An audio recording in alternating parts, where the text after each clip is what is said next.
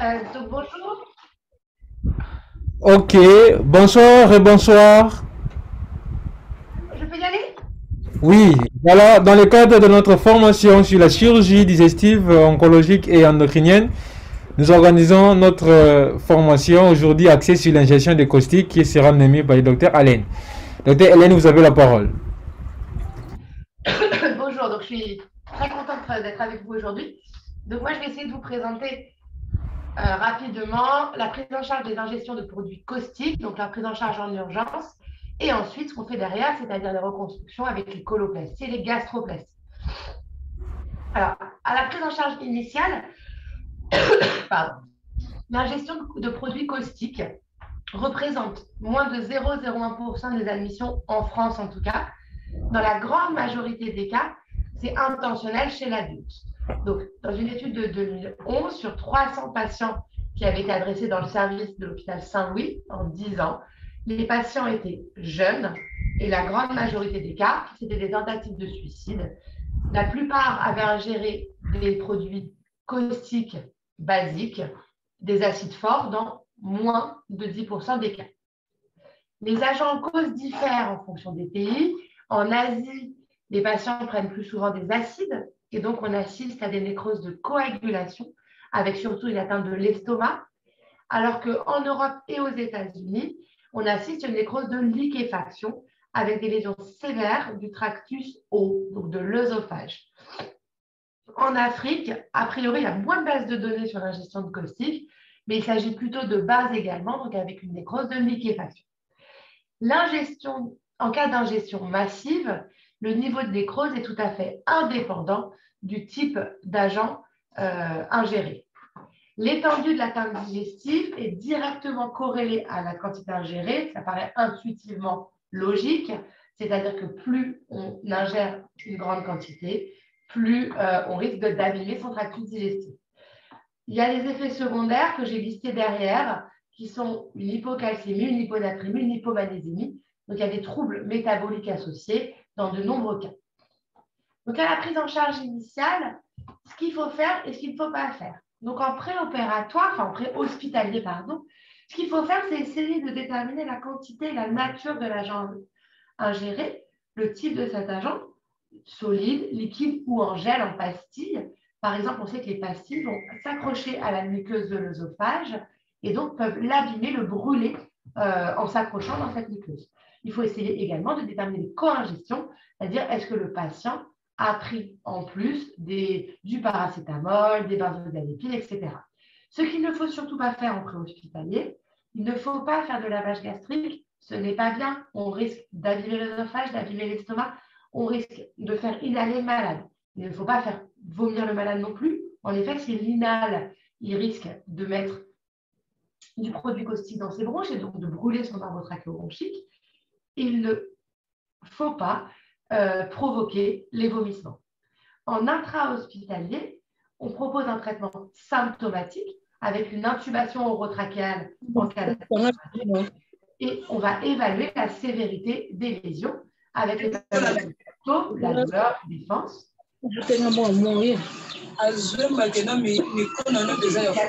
Faible corrélation entre l'intensité des symptômes et la gravité. On va faire un bilan biologique, on va chercher un syndrome inflammatoire, une insuffisance rénale et éventuellement une atteinte hématologique avec une baisse des platelets. Le message de sonde gastrique, c'est très important. Si on met une sonde gastrique, on risque d'une part de perforer l'œsophage ou l'estomac s'il est abîmé, d'autre part de faire inhaler le malade et donc d'induire une pneumopathie. C'était bizarre, mais bon, je ne sais pas si vous voyez des petits traits verts sur l'écran. Je ne sais pas ce qui s'est passé. Je suis désolée, ce n'est pas moi qui les ai mis. Alors, je vous ai listé des agents corrosifs. C'est un peu illisible, je suis désolée. C'est assez important. Donc, dans les acides forts, on a l'acide chlorhydrique, qui est dans les détartrants WC notamment. L'acide sulfurique, le liquide de batterie, c'est assez classique. Et le chlorure de calcium, les décapants de peinture également. Pour ce qui est des acides faibles, il y a les solvants. Et les autres acides, on les trouve dans les antirouilles, notamment les détartrants WC. Et donc là, on a toutes les toxicités qu'il faut chercher, avec notamment les hypocalcémies, les hypomagnésémies. Pour ce qui est des bases, la soude caustique, c'est l'agent le plus souvent utilisé, notamment en France. C'est les déboucheurs de canalisation, le D-stop, les décapants pour faux. Ce sont des produits très agressifs sur l'œsophage et qui entraînent des hypernatrémies extrêmement dangereuses. L'ammoniac, dans les détachants, peut entraîner des saignements gastriques à long terme.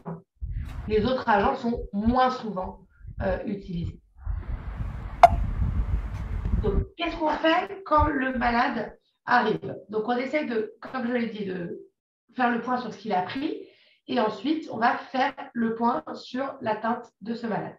Donc, historiquement, on faisait systématiquement une fibroscopie œsogastro-duodénale. On en est revenu.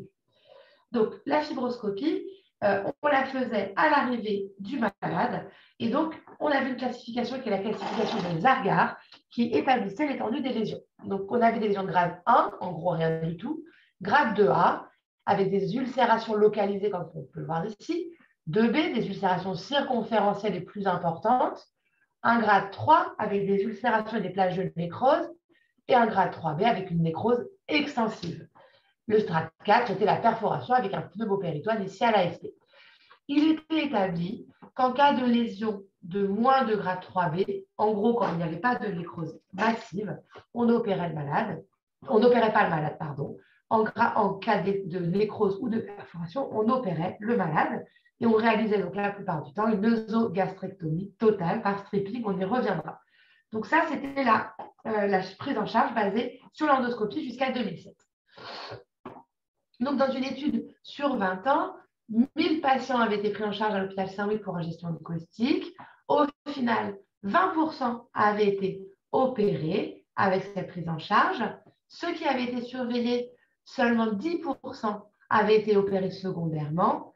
Et parmi les 800 patients qui n'avaient pas été opérés, un certain nombre avaient été opérés secondairement à distance pour des sténoses, finalement 10% seulement du groupe de patients non opérés. Au final, on sait sur ces 1000 malades, presque 700 patients, donc 70% de ces malades, n'étaient jamais opérés, n'avaient pas de séquelles.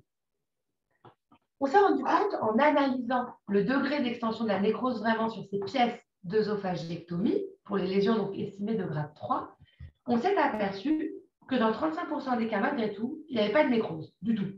Donc, en fait, on s'est trompé. C'est-à-dire qu'on a enlevé l'œsophage et l'estomac de malades qui n'avaient pas besoin du tout.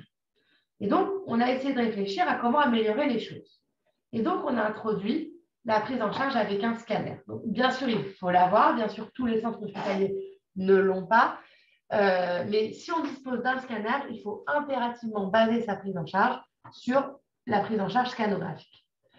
Le scanner, on le fait à 6 heures de l'ingestion du caustique. C'est un scanner cervico-thoraco-abdominal. Il n'est pas ingéré, on ne fait pas boire de produit au malade. Il est initialement non injecté, puis injecté. Et on fait 2 acquisitions, ça peu importe, à 25 et 90 secondes. Et on a établi une classification qui est superposable à la classification de la fibroscopie pour le scanner. Un grade 1, c'est normal. Un grade 2A, on a un aspect, comme vous pouvez le voir ici, en cocarde, avec un œdème transmural muqueux et un rehaussement de la graisse. Vous voyez que ça se rehausse vraiment bien autour de l'œsophage. Le grade 2B, on a une diminution de la prise de contraste de la séromusculeuse. L'œsophage paraît beaucoup plus fin et on a un épaississement de la graisse périœsophagienne, mais sans cet aspect en cocarde. Le grade 3, pas de rehaussement. Et donc, de façon superposable à la prise en charge de la fibroscopie, un grade 1, grade 2, on ne les opère pas. Le grade 3, on l'opère. Il y a une nécrose transpariétale, on opère le malade. Pour l'estomac, c'est la même chose. Un grade 1, c'est un estomac normal. Un grade 2 est un estomac qui a un œdème transpariétal diffus avec une diminution du rehaussement de la séromusculeuse. Et le grade 3 ne se rehausse pas. Tout pareil. Grade 1, grade 2, on n'opère pas. Il n'y a pas de nécrose. Grade 3, on l'opère. On a fait la corrélation entre la nécrose transpariétale retrouvée à l'analyse histologique de la pièce opératoire et à la comparaison avec les images scanographiques. Et on s'est aperçu que le scanner était un très bon facteur prédictif avec une très bonne sensibilité, une très bonne spécificité et surtout une très bonne valeur prédictive négative. Si ça se rehausse un petit peu, dans l'ensemble, il n'y a pas de nécrose, donc il n'est pas nécessaire d'opérer le malade. Donc, les pratiques ont changé. En 2007, à l'hôpital Saint-Louis, on a continué à faire des fibroscopies et à faire des scanners. Et on a évalué en 2014 les pratiques. Donc, les patients qui avaient une endoscopie inférieure à un stade 3B, comme on l'a vu, n'étaient pas opérés.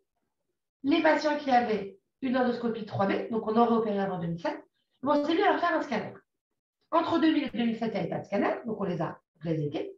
Entre 2007 et 2012, on a fait un scanner à 72 malades. S'il y avait des signes de nécrose transmurale au scanner, on les opérait. Sinon, on ne les opérait pas. Donc, on se fiait au scanner chez des malades qu'on aurait opérés initialement. Et qu'est-ce qu'ils sont devenus ces malades? Un tiers, a fini par être opérés. Ils ont été opérés parce qu'ils se sont dégradés et 50% d'entre eux ont été reconstruits. Parmi ceux qu'on a préservés, 2 tiers, deux tiers ont présenté une sténose à long terme, donc dans les 6 mois, dont 7 ont été reconstruits. La plupart ont pu être dilatés en endoscopie, on y reviendra. 14 ont quand même présenté une absence complète de sténose. Et donc, au final, chez ces malades surveillés avec le scanner, chez les 47 malades, 26, donc la moitié, ont un œsophage fonctionnel natif. Donc, on a évité à 26 malades une intervention chirurgicale inutile. Le plus important, à mon sens, dans ce tableau, c'est le fait que parmi les patients dont on a préservé l'œsophage, aucun n'est décédé d'une complication urgente. Donc, on a le droit de se fier aux résultats du scanner. On a comparé donc, les scanners pris en charge endoscopique et endoscopie scanner. Ce qu'il faut retenir de ces termes de survie globale, il y a une meilleure survie à 1 an et à 3 ans dans le groupe scanner que dans le groupe pas de scanner, avec une mortalité inférieure si on fait un scanner, et une morbidité inférieure, même si ce n'est pas significatif. On a donc évalué les pratiques après le scanner, donc sur 100 patients, 20 ont une exploration chirurgicale, 13 résections digestives, 8 œsogastrectomies totales, 5 gastrectomies totales avec une morbidité de 65% et une mortalité de 13%, 6 ont une jéjunostomie, et dans le groupe traitement conservateur, 23 ont développé une sténose, 20 ont été dilatés, 9 ont eu un succès de la dilatation. Donc sur 100 patients finalement, 17 seulement ont nécessité une reconstruction de l'œsophage. Et ensuite, une fois qu'on a vu que la prise en charge par le scanner était sûre, on l'a évalué. On a évalué la prise en charge uniquement par le scanner. On a arrêté totalement de faire des fibroscopies. Et donc, entre 2015 et 2020, presque 300 malades ont été pris en charge uniquement par le scanner, sans endoscopie. On a évalué le pronostic à court terme, les résultats nutritionnels, la survie à long terme. Ils sont identiques entre ceux obtenus entre 2012 et 2015 de la prise en charge endoscopie scanner. Ce qu'on peut conclure de ça, c'est que la fibroscopie doit être abandonnée en urgence chez l'adulte. Si on a un scanner à disposition, il faut impérativement faire un scanner et ne plus faire de fibroscopie et ne plus baser sa prise en charge sur les résultats de la fibroscopie. En revanche, la fibroscopie reste le standard dans le diagnostic et le traitement des sténoses caustiques de l'œsophage, on y reviendra. Donc, maintenant qu'on prend en charge avec le scanner, on voit bien qu'on a plus de sténose qui se développe. Bon, finalement, on opère un malade en multisténose. On a moins d'œsophagectomie, par contre. Donc, actuellement, l'algorithme thérapeutique, c'est quoi? Le patient arrive avec une ingestion de caustique. On lui fait un scanner.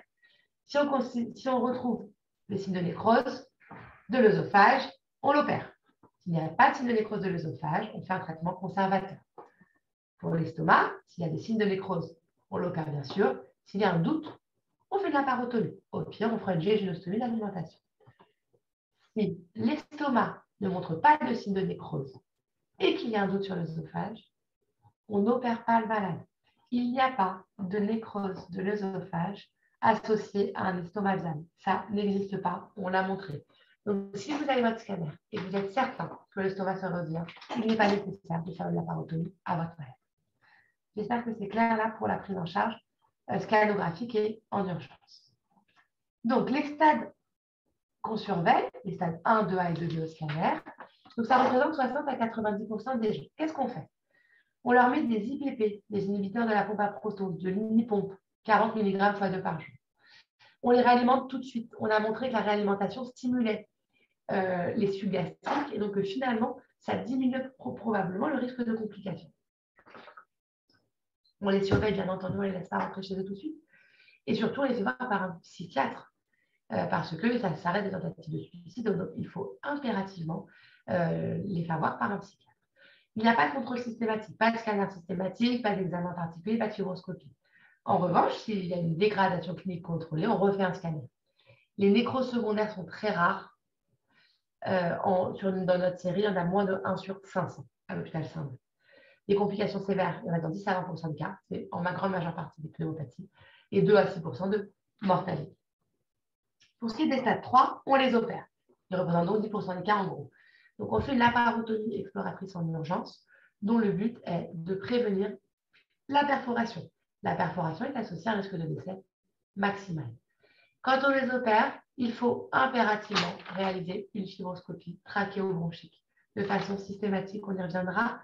Le risque de faire l'œsophagectomie par stripping, c'est-à-dire sans thoracotomie, si le patient a une nécrose trachéale, c'est majeur. On va le tuer, on va stripper la trachée, le patient va décéder. Donc, il faut impérativement, avant de mettre le malade au bloc, faire réaliser une fibroscopie trachéobronchique.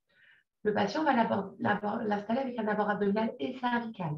Parce que si on doit le stripper, on sortira une œsophagectomie au cou et on a besoin du ventre, bien sûr, pour la gastrectomie totale. Il n'y a aucune place pour la célioscopie. Dans cette indication, on fait une laparotomie systématique. Le but, c'est d'évaluer la nécrose et de réaliser l'exérèse des organes atteints. Alors, qu'est-ce qu'on fait comme chirurgie? Si la nécrose est trop étendue, on sursoit à la chirurgie. Si tout le gras est nécrosé, si l'estomac, l'œsophage, la moitié du côlon et le gras est nécrosé, on arrête. En gros, on considère que s'il reste moins d'1,20 m d'intestin restant, le pronostic nutritionnel est tellement défavorable qu'on arrête, on laisse tomber, on referme le malade. Il va décéder de sa nécrose costique. En revanche, la qualité de vie, on l'évalue plus tard. C'est-à-dire que même si on doit enlever plein d'intestins, qu'on doit faire une duodénopancréatectomie céphalique, lui enlever la rate, l'estomac et l'œsophage, ce n'est pas grave. S'il peut garder 1,20 m de grêle et un bout de côlon pour le reconstruire, on y va, on réfléchira plus tard à ce qu'on reconstruit. Il n'y a pas de place pour un second look, c'est important. On doit impérativement tout réséquer d'emblée. On n'y retournera pas, on enlève tout. Donc, on peut se retrouver par exemple à une nécrose du côlon et du côlon transverse. On fait la colectomie. Une nécrose du D2, on va faire la DPC. Une nécrose étagée du grêle, on va faire des résections étagées et des stomies. Il est très important de partir avec un abdomen totalement libre. Alors, l'opération qu'on fait dans la majorité des cas, c'est une œsogastrectomie totale. S'il n'y a pas de nécrose trachéobronchique associée, on va faire ça par stripping, c'est-à-dire par double voie d'abord, on y reviendra, cervicale et laparotomie. Donc, l'œsogastrectomie totale, on l'envisage si on a un stade 3 de l'œsophage au scanner, on va le confirmer à la laparotomie. C'est-à-dire qu'on va ouvrir l'œsophage, dans le bas de l'œsophage, on va vérifier. Si jamais on s'est trompé que l'œsophage nous paraît viable, on fera juste une gastrectomie totale. Il est important de savoir qu'il n'existe pas de nécrose isolée de l'œsophage, je l'ai dit tout à l'heure. Sur 37 résections d'œsophagectomie seule, sans gastrectomie associée en 8 ans, 100% de mauvaise interprétation du scanner. Donc, s'il n'y a pas de nécrose gastrique au scanner, ou qu'on est en laparotomie et qu'il n'y a pas de nécrose gastrique, on ne fait pas l'œsophagectomie. C'est très important. Le plus important, c'est qu'en cas d'œsogastrectomie totale, on ne fera pas de reconstruction dans le même temps, pas de coloplastie. Alors, comment on fait l'œsogastrectomie totale? Donc, on fait une laparotomie médiale. On va faire une gastrolyse. Donc, on va libérer l'estomac au ras du tube digestif. On va sectionner le duodénum juste après le pylore, ouvrir le petit épiphlon ici et aller disséquer le hiatus œsophagien. Donc, il n'y a pas de curage, bien entendu. On reste au ras du tube digestif. On va lier tous les vaisseaux et l'arcade et aller se porter sur l'œsophage. On libère l'œsophage au doigt le plus haut possible dans le médiastin. Et ensuite, on va passer à l'étage cervical. Donc, on fait une cervicotomie latérale gauche. On va disséquer l'œsophage cervical en préservant de façon impérative les nerfs récurrents droit et gauche. On va aller repérer le nerf récurrent gauche et lors de la dissection de l'œsophage cervical, on va se passer au ras de l'œsophage cervical afin de ne pas léser le nerf récurrent droit. Pourquoi? Parce que si on souhaite reconstruire un jour ce malade, si on lui a fait artificiellement une paralysie récurrentielle unie ou bilatérale, il aura des troubles de déglutition et donc il va avoir beaucoup de mal à se rééduquer. Donc on prête très attention aux nerfs récurrents. Ensuite, on va inciser latéralement ici l'œsophage et introduire une sonde gastrique qu'on va descendre et qu'on va fixer à l'œsophage ici. Et on va ressortir par la gastrotomie, soit par le pylore, soit on ouvre l'estomac et on sort la sonde gastrique. Et on va fixer très fort la sonde gastrique à cet œsophage. On coupe l'œsophage et ensuite par une traction lente ici, par le bout de la sonde gastrique, on va faire retourner l'œsophage comme une chaussette. Et donc, invaginer l'œsophage, on appelle ça un stripping, comme on fait pour les varices. Et donc, on va extérioriser l'œsophage et l'estomac par voie abdominale. Et donc, ça donne ça, en fait. On va avoir l'œsophage et l'estomac totalement éversés avec la muqueuse qui est nécrosée ici. Si on a posé une bonne indication, ça ne saigne pas du tout, puisque par définition, tous les vaisseaux sont complètement coagulés dans le médiastin. On va sortir l'œsophagostome. Donc, l'œsophage, même si ce n'est pas très bon, on va le sortir dans la cicatrice cervicale. Et on va bien sûr faire une jéjunostomie d'alimentation sur la première anse intestinale. Pour ce qui est des drainages, on va mettre un drain dans le médiastin et une lame pour drainer le moignon de Dédale. Donc ça, c'est le schéma à la fin de l'œsogastrectomie totale. Alors, s'il y a une nécrose trachéobronchique associée, bien sûr, c'est plus compliqué, c'est très rare. Hein. Nous, sur 30 ans, il y a eu 20 cas. Donc, dans ces cas-là, vous imaginez bien qu'on ne peut pas faire le stripping parce qu'on va arracher complètement la face postérieure de la trachée. Dans ces cas-là, on fait une thoracotomie droite première. On dissèque l'œsophage au ras du tube. Donc, on le libère de la trachée complètement. On libère l'œsophage de ses attaches. Et on va réparer la trachée. En général, nous, on propose de faire un patch pulmonaire. C'est-à-dire qu'on va coller le poumon avec un surjet de prolène à la trachée pour permettre de limiter le défect trachéal. Ensuite, on retourne le malade et on fait la laparotomie, la cervicotomie. En fait, c'est un abord similaire à celui de l'œsophagectomie par triple voie pour un cancer du tiers moyen. Donc, dans la série de 20 malades décrits, il y a 14 nécroses initiales. On a fait une grande majorité de patchs pulmonaires. Il y a une mortalité importante, hein, avec presque 50% de mortalité, une morbidité à 100%, avec énormément de pneumopathie et un tiers de réintervention. La survie à 5 ans n'est que de 30%. Malgré tout, c'est des maladies très graves, donc ce n'est pas si mal. Donc là, vous voyez, c'est le patch pulmonaire qui vient s'apposer sur le défect trachéal après l'intervention. Si jamais l'œsophage n'est pas nécrosé au scanner, et par contre l'estomac est nécrosé, on va aller faire la laparotomie et explorer. On regarde, et si l'estomac nous paraît nécrosé, il faut l'enlever. Il n'y a aucune donnée sur les gastrectomies partielles. Donc nous, on considère qu'on fait d'emblée une gastrectomie totale avec une anastomose œso-jéjunale. Donc on fait la gastrectomie totale et on va évaluer la viabilité de la muqueuse œsophagienne. Donc on va couper l'œsophage par voie abdominale et évaluer l'épaisseur de sa paroi et sa viabilité. Si ça nous paraît correct, on va faire une reconstruction immédiate. Si ce n'est pas le cas, on fait un stripping. Dans nos séries, on a 10% seulement de fistules de l'anastomose œsophagienne. Donc, ça vaut vraiment le coup de la reconstruire. La sténose œsophagienne secondaire est très importante par contre. Et malgré tout, ces patients sont fort souvent reconstruits. Si jamais il est associé à une nécrose duodénale, on peut être amené à réaliser une DPC, une duodénopancréatectomie céphalique, en urgence. Et dans ces cas-là, on fait les anastomoses d'emblée. On ne fait pas la cholécystectomie systématique, j'y reviendrai, mais on fait les anastomoses. Et donc, on va se retrouver avec l'œsophagostome, puisque quand on fait la DPC, on fait l'œsogastrectomie totale. Donc, on a l'œsophagostome, le pancréas avec l'anastomose pancréatico-jéjunale, la bile digestive, et ensuite une jéjunostomie qui va permettre l'alimentation. On fait les anastomoses, puisqu'on a montré que exclure la bile et le pancréas ne fonctionnait pas et qu'il y avait plus de fistules, bien entendu, mais plus de mortalité et de morbidité. La DPC, c'est également une intervention très lourde, avec une mortalité à 40%. Si jamais l'estomac est perforé, on a montré dans une série toute petite du service que dans 100% des cas, il y avait une mortalité. Et donc, il n'était probablement pas nécessaire de réaliser le geste de résection, donc l'œsogastrectomie totale et la DPC, pour un malade dont l'estomac est perforé avec une nécrose duodénale. Des complications très étendues avec 94% de complications, 33% de fistules pancréatiques, ce qui n'est pas tant que ça finalement, hein, et avec un succès fonctionnel de 1/3, ce qui est finalement pas si mal.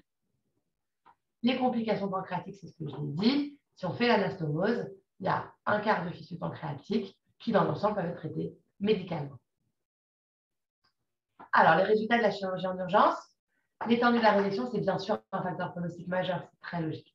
Il y a des facteurs de mauvais pronostic, un âge avancé et l'étendue de la nécrose.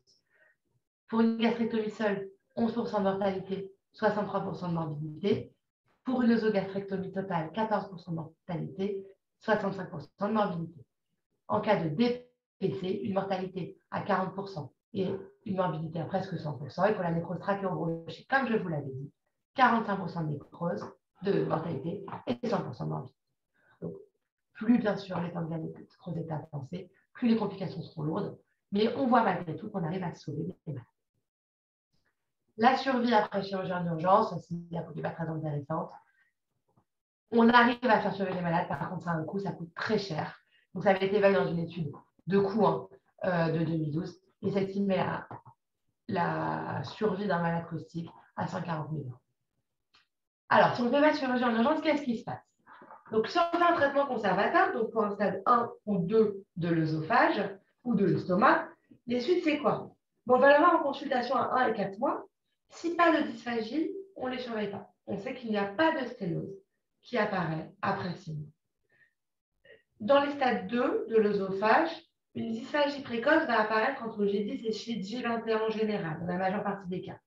Dans ces cas-là, on leur fait un TOGD, un transit œsogastroduodénal, on leur fait ingérer de la varite, on fait une radio. On voit comment ça descend, on voit si ça bloque.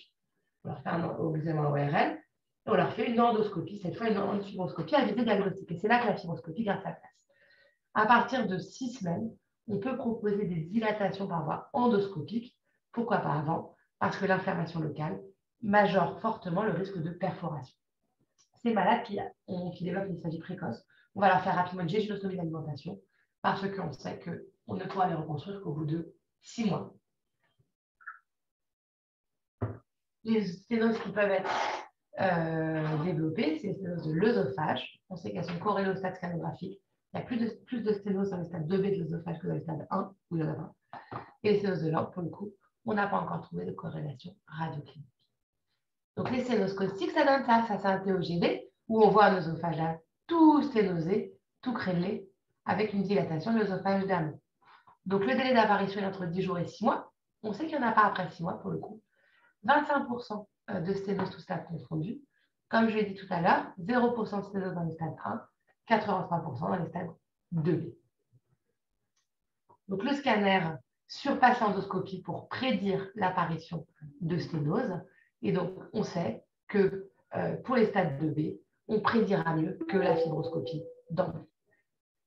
Le traitement endoscopique, c'est quoi? C'est la dilatation au ballon ou à la bougie. Donc, ça donne ça. On le fait à partir de 4 à 6 semaines. On va cathétériser, les endoscopistes qui font ça chez nous, cathétériser l'orifice de sténose et dilater un ballon pour permettre d'ouvrir ce sténose. Dans un quart des cas, il y a une impossibilité technique qui n'y arrive pas. Et on a mis en évidence des facteurs d'échec de la dilatation. Si une sténose pharyngée associée, ça ne marchera jamais. Si la sténose est longue de plus de 10 cm, ça ne marchera pas. Si on a dilaté plus de 6 fois, ça ne marchera pas non plus. Et une sténose réfractaire, donc plus de 7 fois, ça ne marchera pas non plus.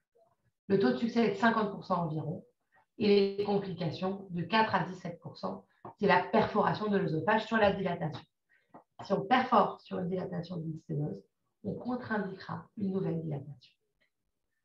Alors, il y a des voies de recherche, dont le professeur Catan, sur lequel le professeur Catan travaille notamment au laboratoire. Donc, on a monté une étude, donc le professeur Catan et moi-même, sur la prévention médicamenteuse de la sténose caustique. On essaie de donner des corticoïdes aux malades. On voit que ça diminue l'inflammation et ça diminue la sténose. C'est en cours d'évaluation. Le professeur Catan développe de l'ingénierie tissulaire pour essayer de prévenir la sténose ou de remplacer l'œsophage avec des matrices d'animaux. L'endoscopie interventionnelle pourrait permettre avec la mise en place de prothèses de prévenir les sténoses réfractaires. Tout ça, c'est au stade d'études, on y travaille activement. Il y a un truc important que je voulais vous montrer. Il faut impérativement, quand les malades arrivent, vaseliner, mettre de la vaseline sur la bouche et sur la langue et puis leur faire tirer la langue. Pourquoi? Parce que c'est ça. Si jamais le patient finit par nécroser sa bouche et sa langue, il va pouvoir ouvrir la bouche, pouvoir tirer la langue. Et en pratique, même si on arrive à le reconstruire, finalement, il ne pourra plus s'alimenter de façon normale. Donc, prévenir les séquelles au maximum. Je suis désolée, c'est long, c'est un peu lourd, mais j'avais prévu de vous parler également de la reconstruction.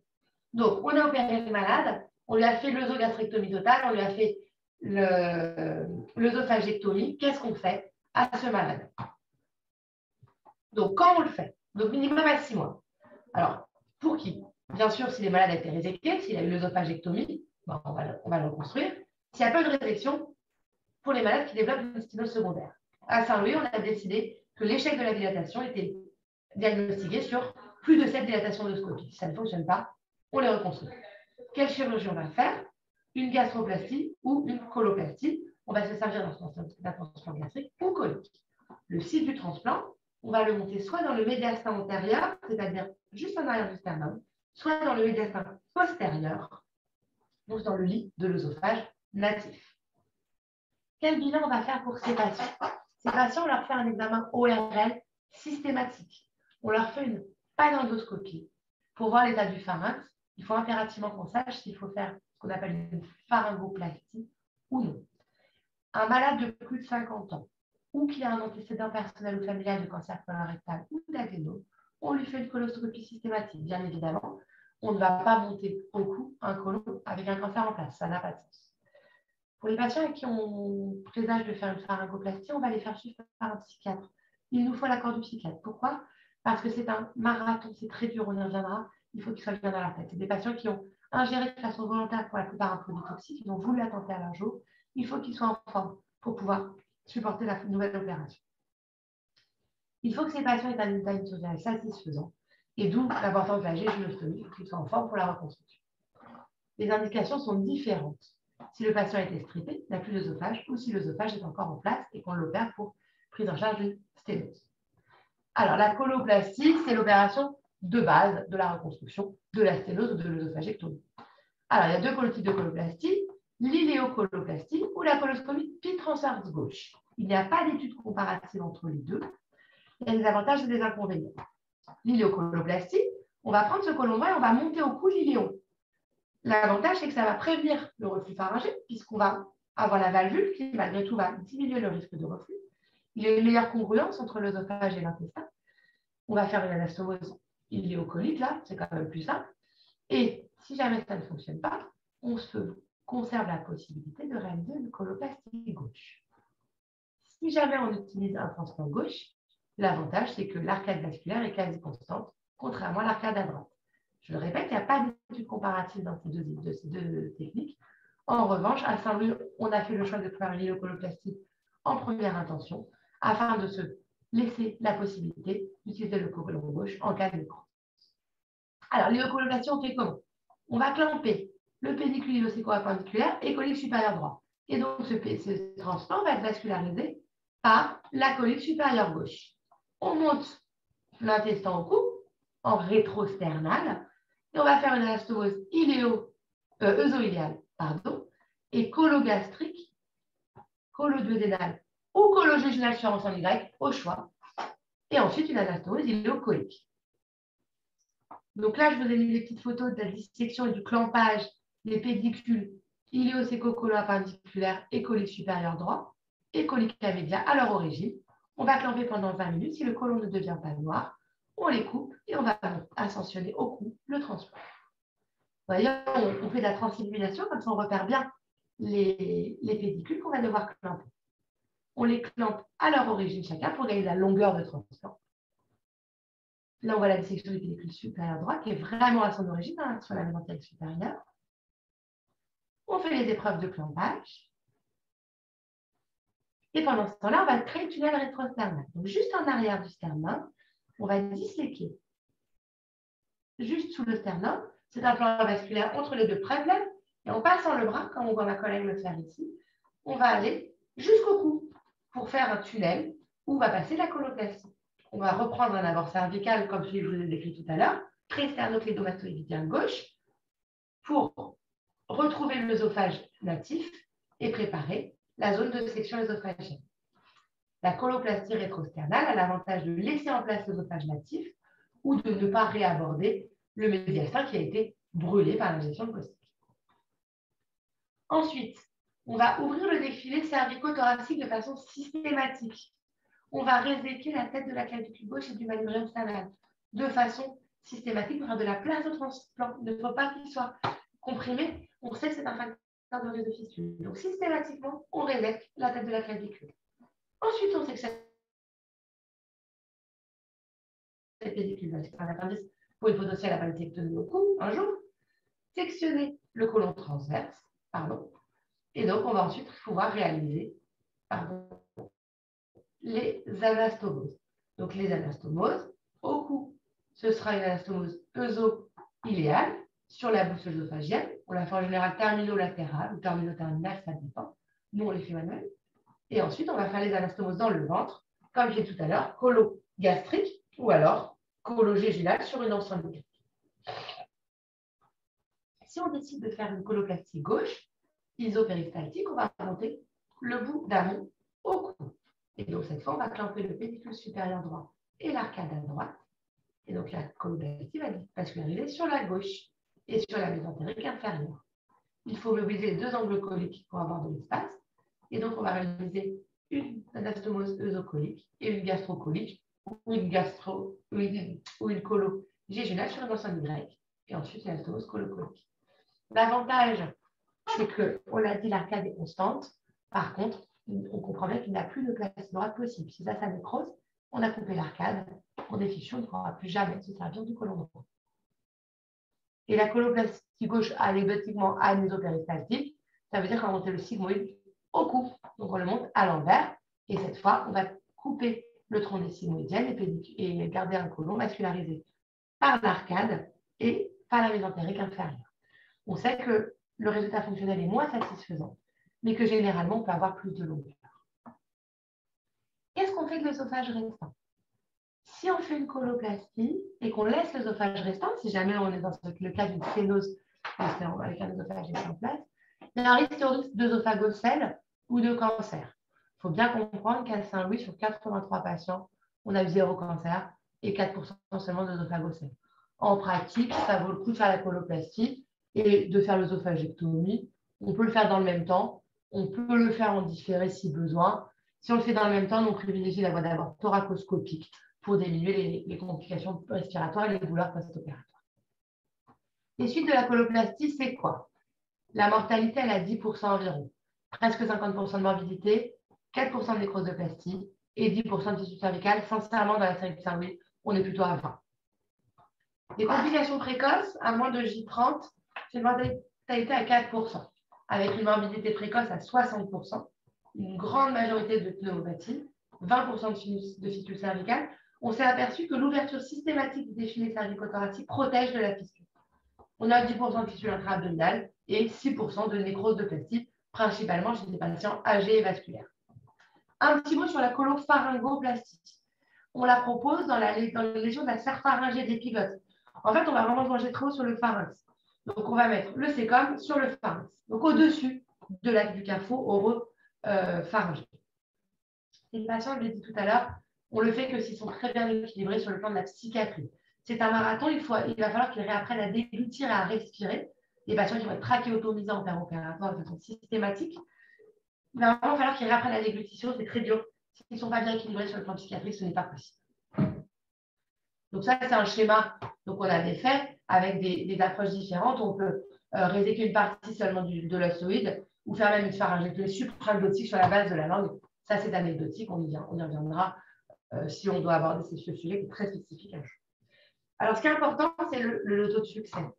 Le taux de succès des coloplasties, il est de 95%, malgré tout.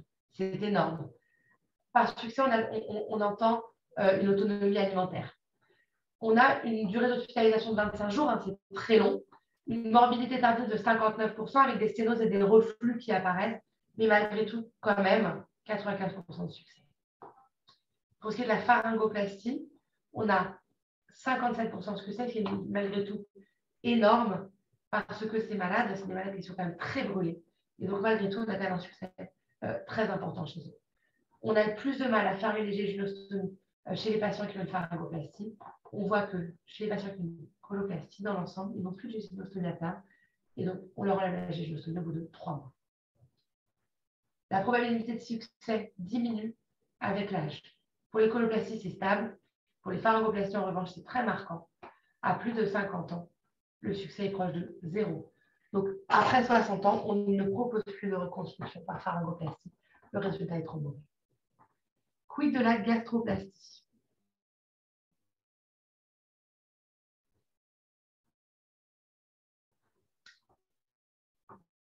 Donc, la gastroplastie, c'est quand on tubulise l'estomac, comme pour aller aussi aux œsophagectomies par triple voie. Et donc, on va le monter au cou ou même dans le thorax si la sténose, on sait qu'il y a plus de reflux et donc une brûlure des tractus aérodigestifs. On peut bien sûr pas faire de gastroplastie si le patient a été gastrectomisé ou une ostréctomie même seulement. S'il a un estomac abîmé, un estomac cicatriciel ou une sténose de l'autre. L'avantage de la gastroplastie par rapport à la coloplastie, c'est que l'estomac, c'est une bonne vascularisation. On fait moins d'anastomose intra-abdominale, parce que finalement, on n'en fait pas. Enfin, on fait une seule anastomose au cou et c'est tout, puisqu'on monte l'estomac au cou. La durée de la chirurgie est moins importante, 3 heures versus 5 heures. Il y a moins de perte sanguine, une mortalité qui est moins importante, de 2% versus 11%, et beaucoup moins nécrose de plastie, avec moins de 1% de nécrose contre 10% pour les coloplasties. Donc, on va décider en fonction de la hauteur de la sténose. Si la sténose est sur le tiers inférieur, on va faire aller 8 cm, bêtement, avec une gastroplastie sur le tiers inférieur de l'œsophage. Si la sténose est sur les 2 tiers supérieurs, on va faire une anastomose au cou. Le site du transplant, la gastroplastie, on va la monter où? Alors, si le malade a eu une œsophagectomie, on aura tendance à privilégier les médiastins antérieurs pour ne pas redisséquer un médiastin déjà brûlé par le caustique. Par contre, s'il n'a pas eu d'œsophagectomie, l'idéal, c'est le médiastin postérieur. On fait l'œsophagectomie et on va monter tout droit, donc avec moins de nécessité de longueur et un meilleur résultat fonctionnel, et moins de chicane, finalement, un transplant qui va tout droit. On montera l'œsophage dans le médiastin postérieur. Les résultats à long terme, le sujet d'un papier écrit dans le service récemment, 90% de succès de la coloplastie, 100% de la gastroplastie malgré tout, 0% de mortalité, une durée d'hospitalisation significativement moins élevée, une morbidité globalement élevée et moins de pneumopathie, 0 nécrose de plastie, autant de fistules cervicales. Par contre, à long terme, un peu plus de CO digestive et un peu plus de reflux biliaire. Les complications tardives des coloplasties, je vous ai mis un petit exemple là, c'est les jabots. Le jabot, c'est quand le transplant, qu'il soit colique ou gastrique, se dilate et donc il va commencer à faire en fait des vagues. Il est tellement long qu'il va se coucher et donc le malade ne peut plus manger, perdre du poids, il vomit. Donc il y a des jabots à l'étage cervical ou à l'étage thoracique. Le diagnostic, donc on fait sur une dysfonction du montage et avec donc une nécessité parfois de réopérer ces malades. Les complications tardives, donc on le voit bien, des sténoses, 30% des cas de la zone cervicale, un succès fonctionnel obtenu quand même dans la grande majorité des cas. Si on doit reprendre le malade pour un jabot, la voie d'abord, ce sera ce qu'on appelle la cervico-sternolaparotomie, où en fait on va tout réouvrir pour remonter le transplant et réduire l'excès de longueur. C'est très compliqué. Donc la gastroplastie, je l'ai mis tout à l'heure, je vous l'ai remis tout à l'heure, un avantage relatif par rapport à la coloplastie et donc des sites de transplant déterminés autrement avec des bons résultats par rapport. Un petit mot seulement sur la qualité de vie après l'ingestion de caustique. Presque 500 malades, un questionnaire de qualité de vie qui a été envoyé. On a un succès fonctionnel dans 75% des cas, c'est énorme. Le résultat, c'est que oui, les malades reconstruits ont une moins bonne qualité de vie. La qualité de vie est moins bonne chez les patients qui ont eu une résection de l'œsophage dans un premier temps. Donc, la prise en charge finalement avec le scanner améliorerait la qualité de vie. Il n'y a pas de corrélation, c'est très important, entre la résection extensive et la qualité de vie à long terme. Donc, en gros, même si on résecte beaucoup, si on lui laisse 1 mètre 24, ce n'est pas grave. Dans l'ensemble, il n'y a pas de lien entre l'étendue de la résection et la qualité de vie. Les facteurs de risque de mauvais résultats fonctionnels, c'est l'âge avancé, la nécessité de pharyngoplastie. Je vous remercie de votre attention. C'était un petit peu long. J'en suis désolée, très lourd. mais il me paraissait indispensable d'aborder ces sujets avec vous. Est-ce que vous avez des questions éventuellement? Merci, merci Assommé. beaucoup. Merci beaucoup, docteur Hélène, pour cette magnifique présentation. Ça nous a vraiment beaucoup servi et j'espère que c'est le même cas pour les autres. Merci beaucoup. Avant de passer aux questions, vous allez faire un petit commentaire. Bon, en attendant, je ne sais pas, est-ce qu'il y a des gens qui ont des questions par rapport à cette présentation?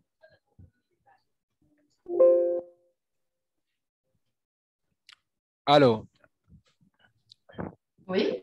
est-ce que vous avez des questions? Les participants, si vous avez des questions, vous pouvez noter sous forme de message. Vous notez ou vous levez votre main et nous allons vous choisir.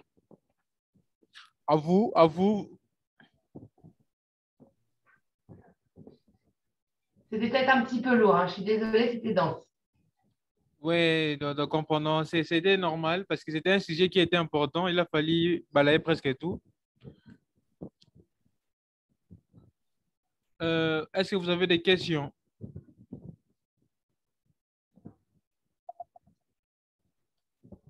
Docteur Athènes, vous avez une question?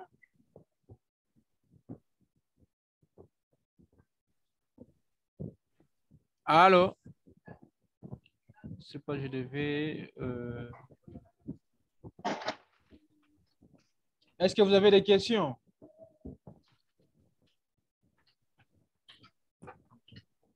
Allô, est-ce que vous m'entendez?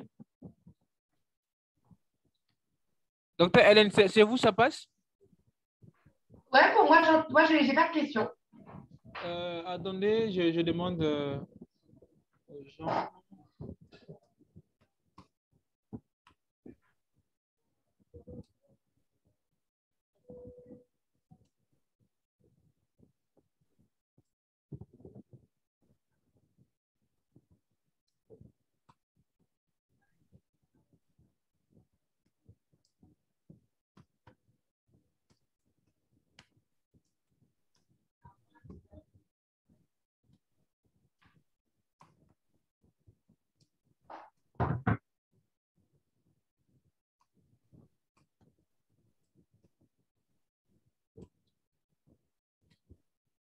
Allô, allô, est-ce qu'il y a des gens qui ont des préoccupations, s'il vous plaît? Docteur Hélène est là.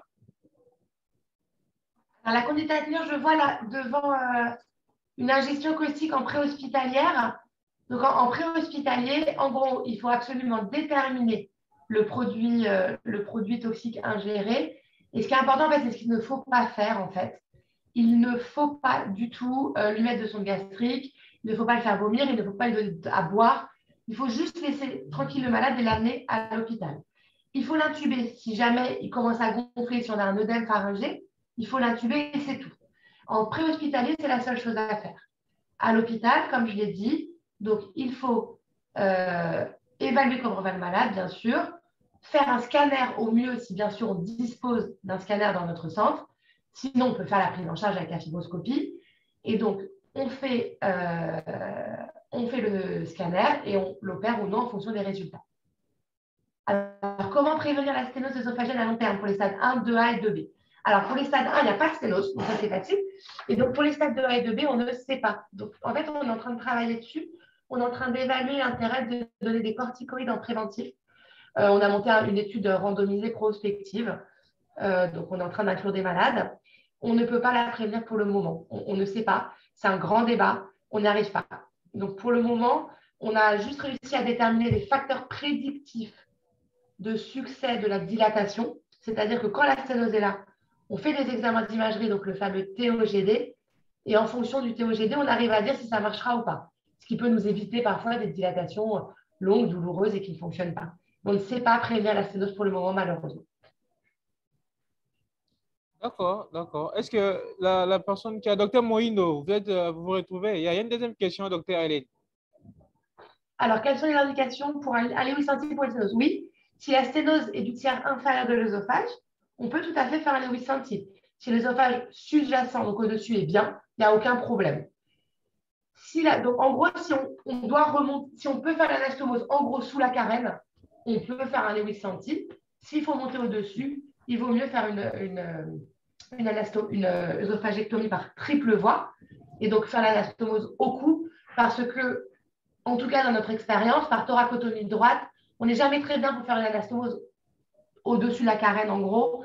Et donc, on peut la faire au cou parce que la fistule dans le médiastin, ça l'est plus. Donc, on fera un Lewis Anti seulement si on a une anastomose sous-carénaire et si l'œsophage sus-jacent est correct.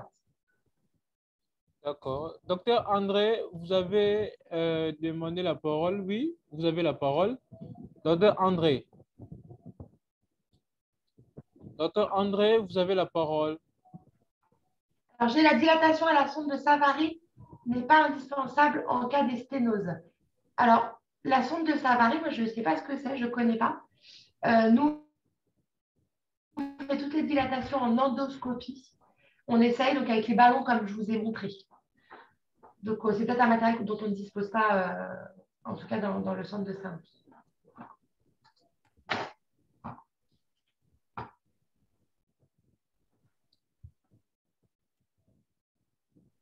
Docteur Moindo, est-ce que vous êtes satisfait, docteur Moindo?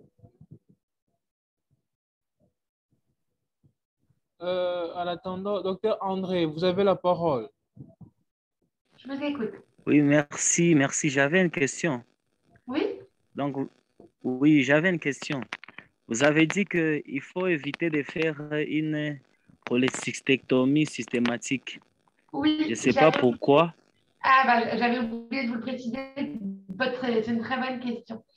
En fait, quand on fait… Oui. Alors, si la vésicule est nécrosée, bien sûr, on fait la cholécystectomie, hein, ce n'est pas un problème. Si elle ne l'est pas, dans l'idéal, il vaut mieux se mettre plus bas sur la voie biliaire parce que la dissection de la cholécystectomie va créer des adhérences. L'angle droit risque d'aller coller là-bas. Et quand on reprendra le malade pour faire la coloplastie, on risque de léser l'arcade vasculaire, tout bêtement. C'est pour ça qu'on ne fait jamais les cholécystectomies de façon systématique pour diminuer le risque des adhérences et faciliter la dissection pour la coloplastie. C'est clair? Ok. Oui, c'est clair, là, je comprends. J'avais aussi une petite autre question. À votre deuxième ou troisième diapositive, vous avez dit qu'il faut éviter de donner des médicaments pouvant entraîner des vomissements. Donc, je ne sais pas si c'est pourquoi. Pourquoi c'est une contre-indication? En fait, il ne faut pas faire vomir le malade parce que finalement, il a ingéré son caustique, ça va repasser. Donc, il va le brûler 2 fois. Donc, il ne faut surtout pas faire passer 2 fois le produit caustique dans l'œsophage. C'est pour éviter la nécrose de l'œsophage. Ok, merci. Et là, il y a une question, c'est quelle est l'indication formelle de la DTC? Et c'était peut-être pas très clair, je m'excuse. C'est la nécrose du duodénum, tout bêtement. Si le produit est passé à passer le pylore et a nécrosé le duodénum, on peut être amené à faire une duodénopancréatectomie céphalique. Ok, merci. Est-ce que vous avez une question de la s'il vous plaît? Oui, docteur Glorier, vous avez la parole. Ok. Bonsoir. Bonsoir. Oui, bonsoir. J'avais une préoccupation dans le sens où je t'entends pas bien. Oui. Allez-y. Vous m'entendez là? Oui, oui. Vous m'entendez? Pas très bien, mais allez-y, c'est pas grave. Augmentez un peu votre voix, votre volume. Ok. Vas-y. Vous m'entendez là maintenant? Ok, c'est bien. Ah oui, c'est beaucoup mieux.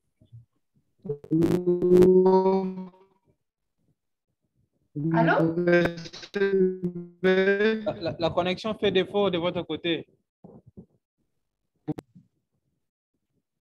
Oui, de mon côté, ça va. Vous me recevez maintenant? Allez-y, je vous écoute, je vous entends. Ok. J'ai bien suivi l'exposé. Il y a quelque part où vous avez parlé du… J'ai vu que la façon dont vous avez classifié, vous avez parlé que la classification par le scanner est beaucoup plus mieux endoscopie. Bon, je me demande, dans des régions à milieu reculé, comme surtout chez nous en Afrique où beaucoup n'en ont pas, et qui se retrouvent devant une ingestion de produits caustiques comme ça, je me demande quelle sera l'attitude à tenir. Est-ce que on doit aller poser les diagnostics directement en paire opératoire ou bien je ne sais pas comment ils doivent s'y prendre si vous avez peut-être vous avez quelque accès chose à à la... dire. Il y a des accès faciles à la fibroscopie ou pas? Je ne me rends pas compte. Oui, mais il y a des milliers où il n'y en a pas. Vous savez, surtout, Alors, vous pouvez vous retrouver avec s'il n'y a des pas cas de pareils. scanner, fibroscopie. Voilà. S'il n'y a pas de fibro, c'est clinique. À mon avis, il faut être clinique. Alors, si l'estomac n'est pas nécrosé, on ne va pas plus loin. S'il est nécrosé, on ouvre le hiatus, on ouvre l'œsophage et on regarde la tête que ça a. Et si c'est moche, on le strip. Alors, par contre, en effet, dans des zones comme ça, la fibroscopie trachéobronchique, on ne peut pas. Et donc, bah là, je crois qu'il faut juste croiser les doigts, non? J'imagine. Ah, ok. Voilà. Ou alors, pardon, on peut envisager, sinon, si on voit qu'il faut faire l'œsophagectomie, on referme le ventre, on fait une thoracotomie droite pour libérer l'œsophage, et on le retourne et on finit l'œsophagectomie, si c'est gérable. Là, ça dépend des stades. Ce n'est pas toute intervention qu'on doit le faire. C'est juste comme ça dépend des stades, au fait. Voilà. Mais en effet, si on n'a pas d'accès à la fibro, bon, dans ces cas-là, il faut faire clinique. Hein. Si le malade se dégrade, on l'opère et on regarde. Ok, voilà. C'est ce que je voulais savoir. Merci. Et donc là, il y a noté, pour une exposition d'ingestion aiguë de caustique, est-ce que l'eau ou le lait aurait une indication? Non.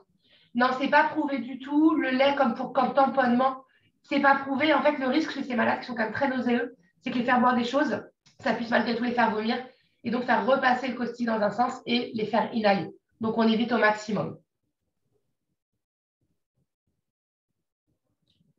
D'accord, ça marche, ça marche. Est-ce qu'il y a d'autres questions?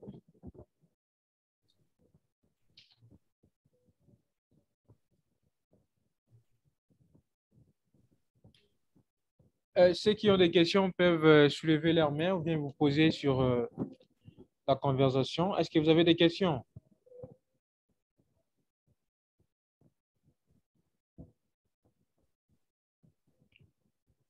Allô, est-ce que vous avez des questions?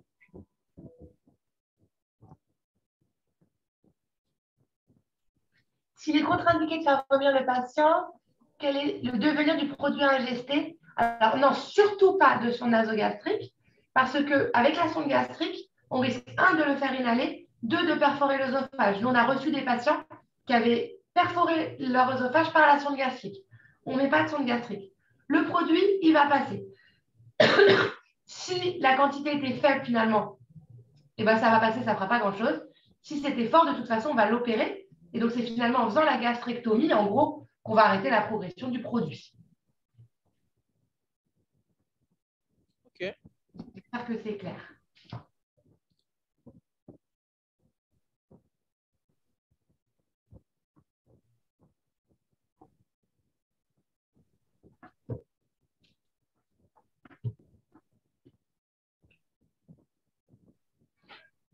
Est-ce que vous avez d'autres questions?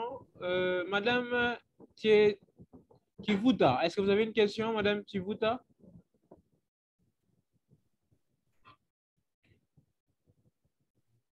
Allô, Madame Tivuta, vous avez une question?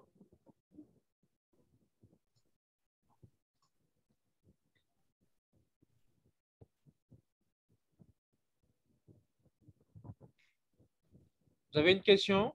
Non, alors là, les IPP sont nécessaires dans la prise en charge avant l'intervention.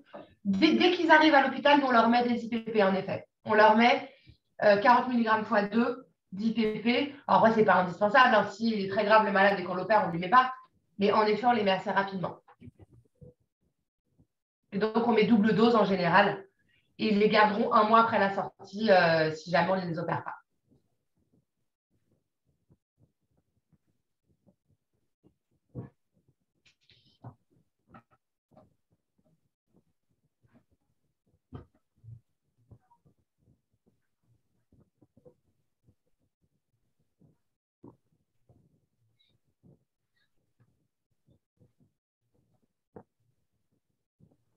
Est-ce que vous avez d'autres questions?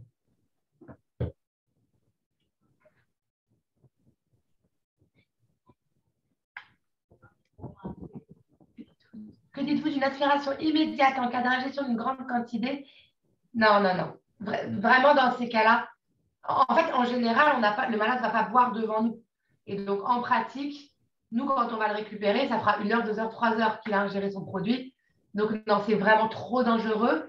S'il en a ingéré beaucoup, en pratique, on va le mettre au bloc très rapidement s'il est grave et on va agrafer le duodénum et la progression du produit va arrêter. Il y a éventuellement quelque chose qu'on peut faire quand on les opère dans ces cas-là, c'est que si on voit qu'on doit faire la gastrectomie, on peut faire une gastrotomie et aspirer tout le produit, tout le crottement de l'estomac avec une sonde d'aspiration. Mais vraiment, j'insiste, hein, il ne faut pas mettre une sonde gastrique, c'est beaucoup trop dangereux.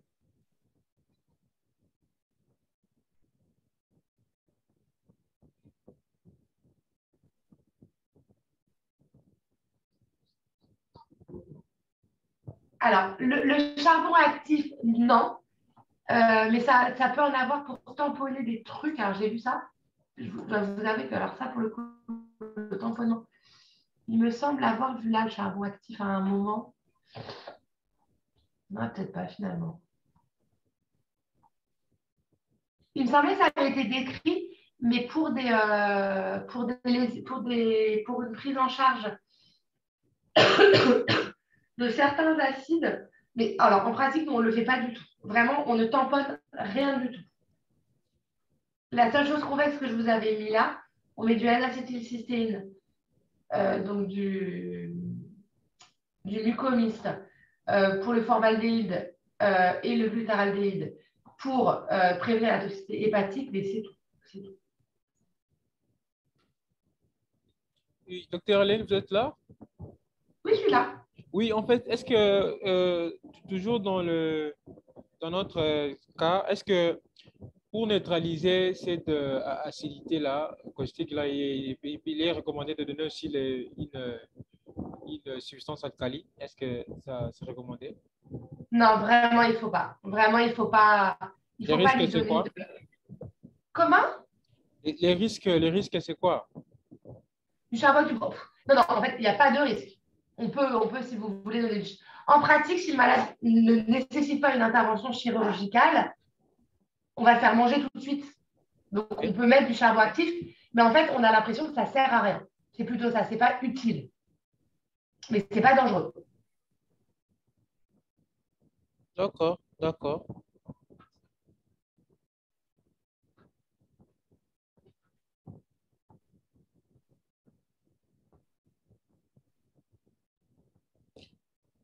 Est-ce que vous avez d'autres questions, les amis?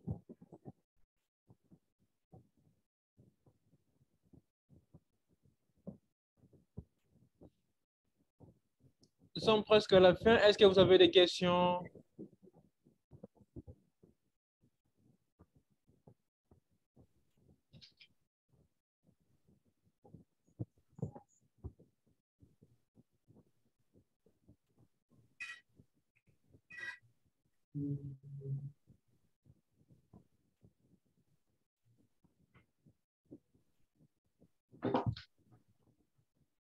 Allô? Question du...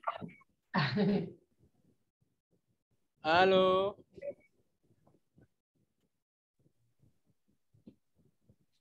Apparemment, il n'y a plus de... Oui, professeur. Une question, s'il vous plaît. Oui, vas-y. Il y a l'acide sulfurique qui m'est venu à l'idée parce qu'on sait que avec l'acide sulfurique, lorsqu'on prend de l'eau, cela diminue en fait l'acidité de cet acide, en fait l'acide sulfurique. Est-ce qu'en cas d'ingestion, lorsqu'on connaît que c'est l'acide sulfurique, on peut quand même donner de l'eau pour qu'on diminue les liaisons possibles qu'on peut avoir que de laisser comme ça et le temps d'aller au bloc, on risque d'avoir tous les organes qui sont déjà... Ça ne me choque pas. Nous, on ne le fait pas, c'est vrai, mais ça ne me choque pas.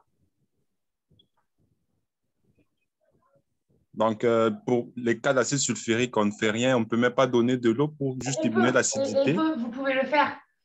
Nous, on a l'impression que ça ne sert pas, en fait, que ça n'est pas utile. Que finalement, le temps qu'il soit passé, en fait, l'eau n'arrivera pas assez tôt, en fait, je pense. Parce que je suppose que... Ouais, parce que je suppose que l'acide va aller dans l'estomac, mais du fait que ça sera dans l'estomac et qu'on ne donne pas de l'eau, donc là, on aggrave encore on risque d'aggraver les lésions au niveau de l'estomac. Donc, on peut quand même donner de l'eau pour Oui, diminuer. on peut donner de l'eau, c'est pas choquant. Tout à fait. OK, merci, professeur. Merci, professeur. Y a-t-il d'autres questions, s'il vous plaît?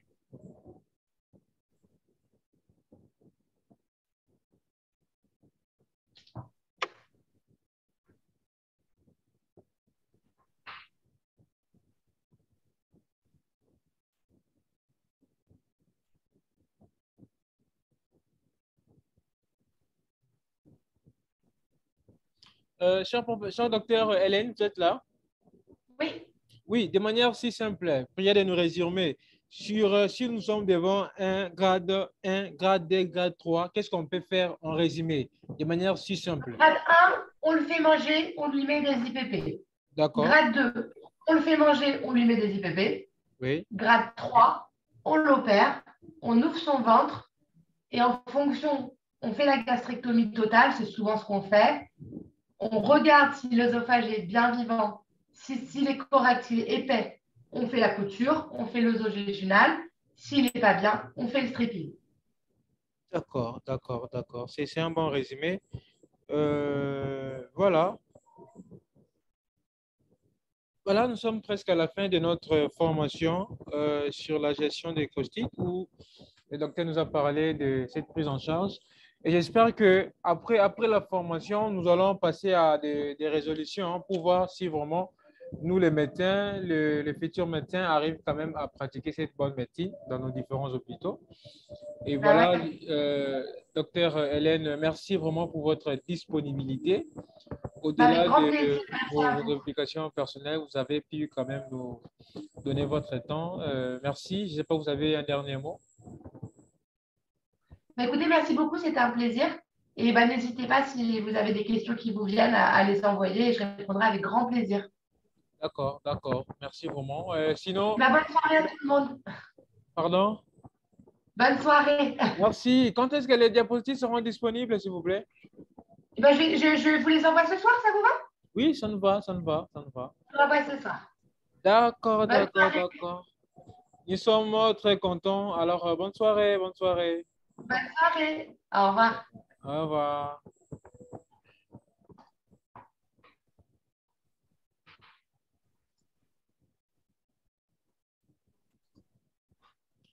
Au revoir, au revoir.